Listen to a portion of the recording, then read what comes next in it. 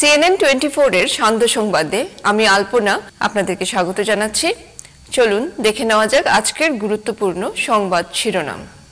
খেল মহারণ 2.0 এর সমাপনী অনুষ্ঠানে অংশগ্রহণ করলেন মন্ত্রী জয়ন্ত মল্ল বড়ুয়া। শ্রী শ্রী শ্যামানন্দ ভৈরব বাড়িতে শ্রী শ্রী সদানন্দ শিব মন্দির ও শ্রী শ্রী শ্যামসুন্দর রাধারানী মন্দিরের শুভ উদ্বোধন। গুরুচরণ কলেজে টেক্সচুয়ালিটি এবং টেক্সচুয়াল সমালোচনা শীর্ষক একাদশ বার্ষিক বক্তৃতা অনুষ্ঠান। দয়াপুরে মডেল অঙ্গনওয়াড়ি কেন্দ্রের শুভ উদ্বোধন করেন উদয়বন্দের বিধায়ক মিহিরকান্তি সোম। এবার বিস্তারিত। লাবক টি গার্ডেনের মাঠে খেল মহারণ 2.0 এর সমাপনী অনুষ্ঠানে অংশগ্রহণ করলেন মন্ত্রী জয়ন্ত মল্ল বড়ুয়া। সঙ্গে উপস্থিত ছিলেন খাদ্য ও অসামরিক সরবরাহ বিভাগের মন্ত্রী কৌশিক রায়, জেলা আয়ুক্ত মৃদুল যাদব প্রমুখ। এদিকে এদিন লক্ষ্মীপুরে পৌঁছানোর পর দিগরফুলের তলে মণিপুরী উন্নয়ন পরিষদের চেয়ারপারসন রীনা সিং এর বাড়িতে দুপুরের খাবার খেয়েছেন রাজ্যের জনস্বাস্থ্য কারিগরি তথা কাছাড় জেলার অভিভাবক মন্ত্রী জয়ন্ত মল্ল বড়ুয়া। মিসেস সিং এর আতিথেয়তায় মন্ত্রী জয়ন্ত মল্ল বড়ুয়া মুগ্ধ হয়েছেন বলে সামাজিক মাধ্যমে জানিয়েছেন।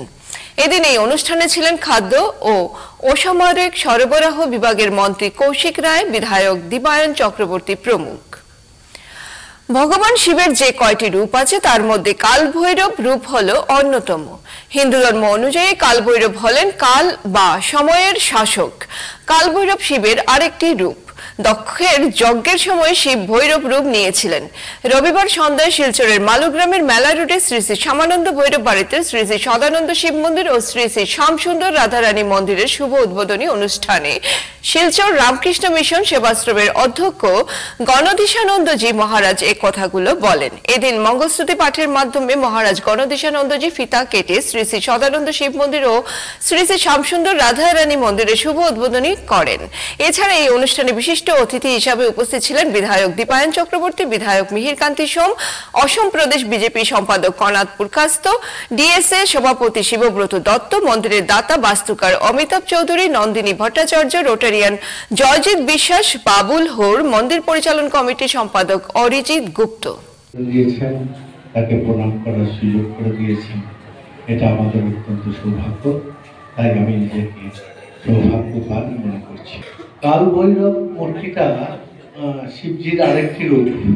এটা কখন তৈরি হলো? যখন মা সতী তার বাবা দক্ষের বাড়িতে বিনা আমন্ত্রণে যজ্ঞে অংশগ্রহণ করেছে। দেবতারা জানেন যে শিব ছাড়া যজ্ঞ হয় না। শিবহীন যজ্ঞ সেটা পরবর্তীকালে দক্ষ যজ্ঞ বলে পরিণত হয়। কিন্তু শিবকে তিনি নিমন্ত্রণ জানাননি দক্ষ, তৎসত্ত্বেও তার মেয়ে সতী এসেছিলেন এবং স্বামীর অপমানে তার শরীর ত্যাগ করেছিল। মন্দির ও রাধারানী মন্দিরের আজকে শুভ উদ্বোধন। এই উদ্বোধনে আমাদের মধ্যে উপস্থিত আছেন আমাদের অতি সম্মানের উদারবন সমষ্টি বিধায়ক মিহিরকান্তি সোম মহাশয়, উপস্থিত রয়েছেন আমাদের সভাপতি এখানে ঈশ্বর ভট্টাচার্য মহাশয়, সেক্রেটারি বিশুদা, অমিতদা রয়েছেন সহ এই ভৈরব বাড়ির যারা সম্মানিত সদস্যরা রয়েছেন, সকলকেই আমি আমার ব্যক্তিগত পক্ষ থেকে আন্তরিক শুভেচ্ছা শ্রদ্ধা আপনাদের প্রতি নিবেদন করছি। আজকে ভারত সেবাশ্রম সংঘের কাছাড় হিন্দু মিলন মন্দিরের 50 বছর পূর্তি উপলক্ষে অনুষ্ঠান ছিল। এই অনুষ্ঠানে আমাদের মধ্যে উপস্থিত ছিলেন মুখ্য বক্তা হিসেবে প্রদীপ্তানন্দজি মহারাজ, কার্তিক মহারাজ। আপনারা জানেন একজন সুবক্তা, ইতিমধ্যে ভারত সরকার ওনাকে পদ্মশ্রী উপাধি দিয়েছে। আর তার সাথে ফিজির থেকে আগত আমাদের সংযুক্তানন্দজি মহারাজ ছিলেন, উনিও সুবক্তা। হিন্দু ধর্মের প্রচারে স্বামীজিদের অনেক অবদান আমরা দেখেছি যে পশ্চিমবাংলায়। প্রভু শিব বাবার চরণে আমার প্রণাম। আজকের এখানে যিনি দ্বার উদ্ঘাটন করলেন আমাদের সবাই সুপরিচিত আমাদের রামকৃষ্ণ মিশনের মহারাজ গণেশানন্দজি আজকের এই ভৈরব বাবু মন্দিরে এই অনুষ্ঠানে রয়েছেন এই কমিটির সভাপতি এবং আরও এই কমিটির যারা কার্যকর্তারা, এখানে সবার সঙ্গে পরিচয় নেই, গুরুজনরাও রয়েছেন, শ্রদ্ধা ব্যক্তিগণ প্রত্যেকেই চরণে নমস্কার প্রণাম। আমি বেশি কিছু বলতে চাই না, কারণ এখানে মহারাজ এই খুব সুন্দরভাবে এই মহাদেবের শিব বাবার সম্বন্ধে বলেছেন। আর আমাদের প্রত্যেকেরই উচিত শান্তির জন্য, সমগ্র বিশ্বে শান্তির জন্য আমরা কামনা করি। প্রত্যেক পরিবারের সুখ শান্তি আসুক, দেবতার সবের সঙ্গে আমরা প্রার্থনা রাখি। আসা এবং যতদিন আসি, যতবারই আসি, খুব ভালো লাগে এই মন্দিরে আসতে। এবং আজকে একটা বিশেষ দিনে, যে দিনে সেই নূতন শিব মন্দিরের দ্বারোদ্ঘাটন হলো আমাদের শ্রদ্ধেয় রামকৃষ্ণ মিশনের মহারাজজির হাত ধরে। তাদের এবং এতে উপস্থিত হতে পেরে খুব ভালো লাগছে। আমি বিশেষভাবে পরিচালন কমিটির সাধারণ সম্পাদক অরিজিৎ তাকে ধন্যবাদ জানাবো আজকে আমাদেরকে ক্লাবের রোটারি ক্লাব অফ গ্রেটার শিলচরকে আমন্ত্রণ জানানোর জন্য। আমাদের এখানে আজকে এই প্রোগ্রামে এবং আমাদের সাথে আমাদের ক্লাবের সদস্যরা এসেছে এবং আমরা উপস্থিত থেকে খুব ভালো লাগছে। আজকে বিশেষ কিছু বলবো না, এত গণ্যমান্য ব্যক্তিদের মাঝে কিছু বলার চেষ্টা হয়। এটুকু বলবো যে অরিজিতের সাথে আমার আগেও কথা হয়েছিল যে ভৈরববাড়ির প্রাঙ্গণে আমাদের ক্লাবের তরফ থেকে একটা ইএনটি এবং আই কেয়ার করার জন্য। সোমবার শিলচর গুরুচরণ কলেজের ইংরেজি বিভাগ সোমবার তাদের একাদশ বার্ষিক বক্তৃতার আয়োজন করে। অনুষ্ঠানে প্রধান বক্তা হিসেবে উপস্থিত ছিলেন বিশিষ্ট শিক্ষাবিদ অধ্যাপক পার্থসারথী গুপ্ত, যিনি বর্তমানে ত্রিপুরা বিশ্ববিদ্যালয়ের ইংরেজি বিভাগের অধ্যাপক। শীর্ষক বক্তৃতায় অধ্যাপক গুপ্ত সাহিত্য সমালোচনার বিভিন্ন দিক নিয়ে আলোচনা করেন। তিনি পাঠ্য সংক্রান্ত তথ্য ও পাঠ সমালোচনার পরিবর্তনশীল পদ্ধতিগুলোর উপর আলোকপাত করেন। কলেজের অধ্যক্ষ ডক্টর বিবাস দেব ইংরেজি বিভাগের শিক্ষক ও শিক্ষার্থীদের প্রশংসা করেন। ইংরেজি বিভাগের প্রধান ডক্টর পন্থপ্রিয় ধর স্বাগত ভাষণ দেন। তিনি বলেন, এই বার্ষিক বক্তৃতা সিরিজ গুরুচরণ কলেজের এক গুরুত্বপূর্ণ একাডেমিক উদ্যোগ। এটি ছাত্রছাত্রী ও গবেষকদের জন্য সমসাময়িক সাহিত্য বিষয়ক আলোচনায় অংশ নেওয়ার একটি গুরুত্বপূর্ণ মঞ্চ তৈরি করে দিয়েছে। অনুষ্ঠানে ডক্টর মেহেদি হাসান চৌধুরী ও শান্তনু স্বরূপ রায় সহ অন্যান্য বিশিষ্ট ব্যক্তিবর্গ উপস্থিত ছিলেন। শিক্ষক, শিক্ষার্থী এবং সাহিত্যপ্রেমীরা অধিবেশনে অংশ নেন। Good morning, everybody. I feel extremely privileged to have been invited at this historic venue, a historic institution of higher learning, GC College, not just in the region of Borak Valley and Silchar, but Assam and the entire northeast region in general. I thank the organizers from the bottom of my heart, Principal Sir, Pantho Sir, Shantanu Sir, and the entire department for deeming me fit enough to share my teaching experience and interact with the bright students of this college that has also been the alma mater students pursuing this new 4-year UG program mandated by the new educational policy 2020 that aims at looking forward to, or that aims at gearing up students for higher education, higher academics, leading to research.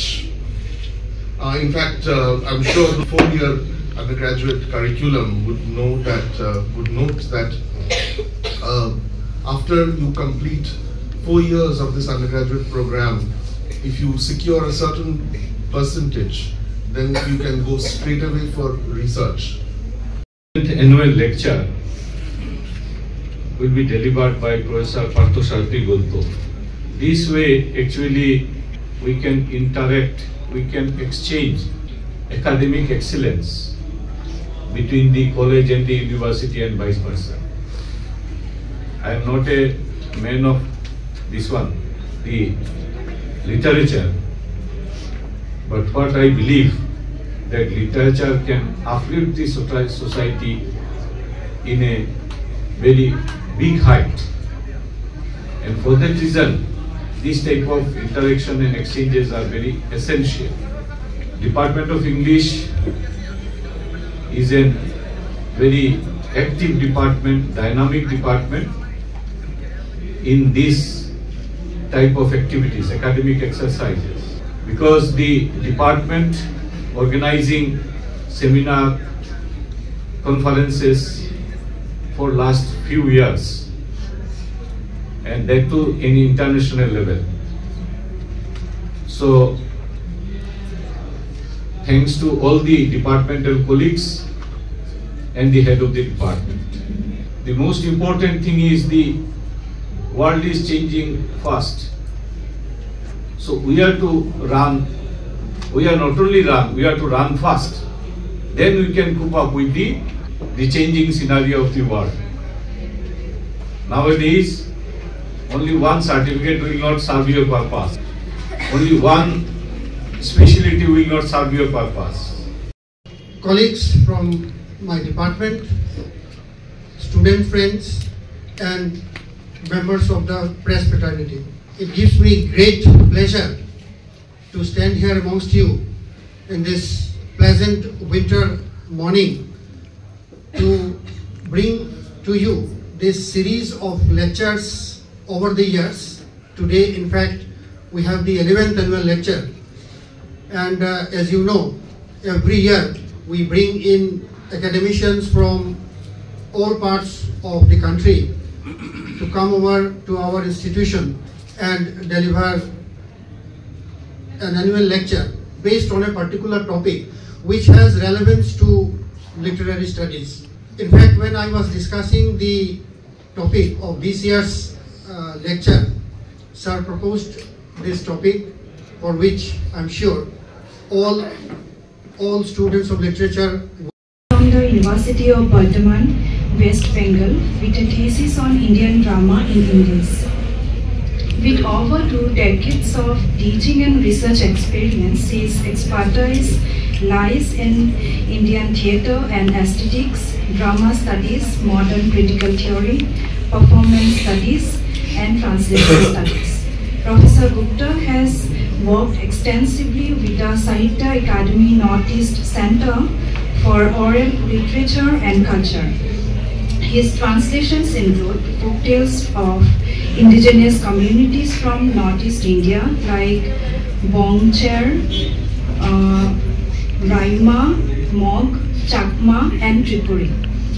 উদাহরণ ICDS প্রকল্পের অধীনে দয়াপুর জিপির আতাইছড়া এলাকার 116 নম্বর model anganwadi কেন্দ্রে শুভ উদ্বোধন করেন উদারবন্দের বিধায়ক মিহিরকান্তি সোম। আনুষ্ঠানিক উদ্বোধন এর পর ভূমিদাতা মহেন্দ্র রিকিয়াসন এর পৌরোহিত্যে অনুষ্ঠিত সভায় বক্তব্য রাখেন গিয়ে বিধায়ক মিহিরকান্তি সোম প্রধানমন্ত্রী নরেন্দ্র মোদী ও রাজ্যের মুখ্যমন্ত্রী ডক্টর হিমন্ত বিশ্ব শর্মা শিক্ষার উন্নয়নের জন্য যেভাবে নিরলস প্রয়াস চালিয়ে যাচ্ছেন তার ভূয়সী প্রশংসা করেন।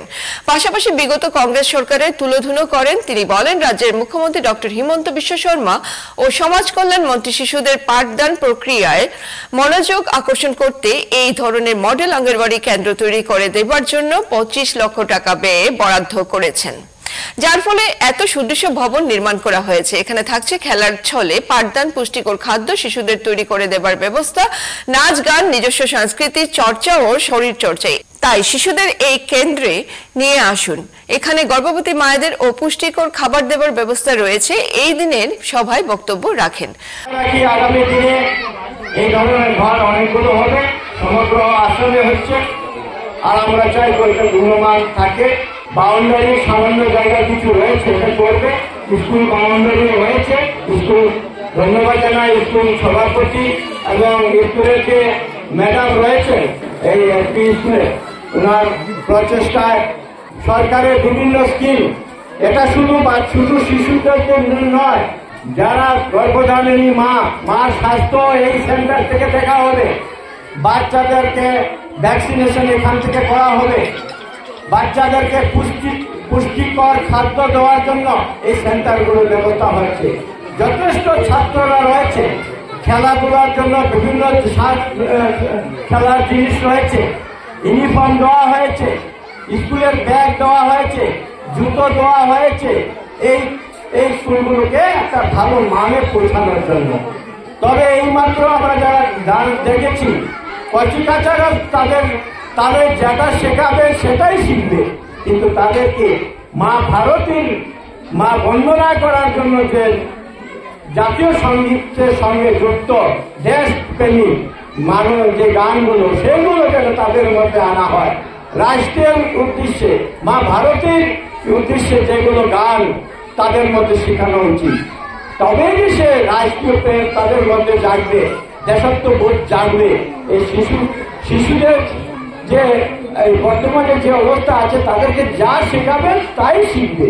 আমি অনুরোধ করব অঙ্গনওয়াড়ি ওয়ার্কার, হেল্পার, সুপারভাইজার, এই স্কুলের ম্যাডাম সবাইকে যে মাঝে মধ্যে আপনারা যে হাফ অ্যান আওয়ার যে ছুটি হয় সেই সময় বাচ্চাদেরকে একটু সেই সঙ্গীত নিয়ে চর্চা করবেন, এবং হিন্দি, বাংলা, বিভিন্ন জাতি আমাদের যে সংস্কৃতিগুলো আছে, ভাষাভাষীর যে সংস্কৃতি আছে সেগুলো যাতে ওদের মধ্যে আনা হয়, তবেই তাদের মধ্যে সেই মস্তিষ্কের বিকাশ ঘটবে, লেখাপড়া শিখবে।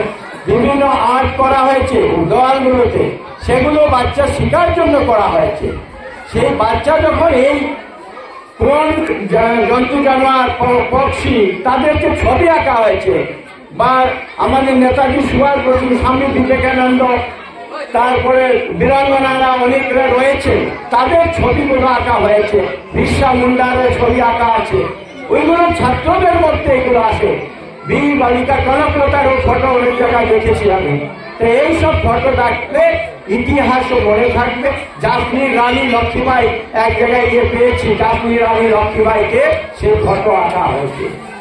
হ্যাঁ, তাই এই ধরনের বিরসা মুন্ডা থেকে ধরে বিভিন্ন আমাদের স্বাধীনতা সংগ্রামী প্রদীপ দত্ত রায়ের লেখা প্রথম বই উপেক্ষিত বরাক জনপ্রিয়তা লাভের পর দ্বিতীয় বই এখনো কাছে রত্নগর্ভা বরাক প্রকাশিত হতে চলেছে আগামী 21 ফেব্রুয়ারি আন্তর্জাতিক ভাষা শহীদ দিবসে। এই বইয়েও বরাক উপত্যকার সমস্যা উত্তরণের দিক নিয়ে সুগভীর আলোচনা করা হয়েছে। তুলে ধরা হয়েছে জ্বলন্ত সমস্যাগুলি, সফল নেতাদের নেতৃত্ব গুণের পাশাপাশি বিফল নেতাদের নিষ্কর্ম অবস্থানেরও সমালোচনা করা হয়েছে। সব মিলিয়ে সংরক্ষণযোগ্য এক প্রকাশনা। এই পুস্তকটিও মানুষের কাছে যথেষ্ট সমাদৃত হবে আশা করা হচ্ছে। আজকের বিস্তারিত খবর এখানে শেষ হলো। নমস্কার।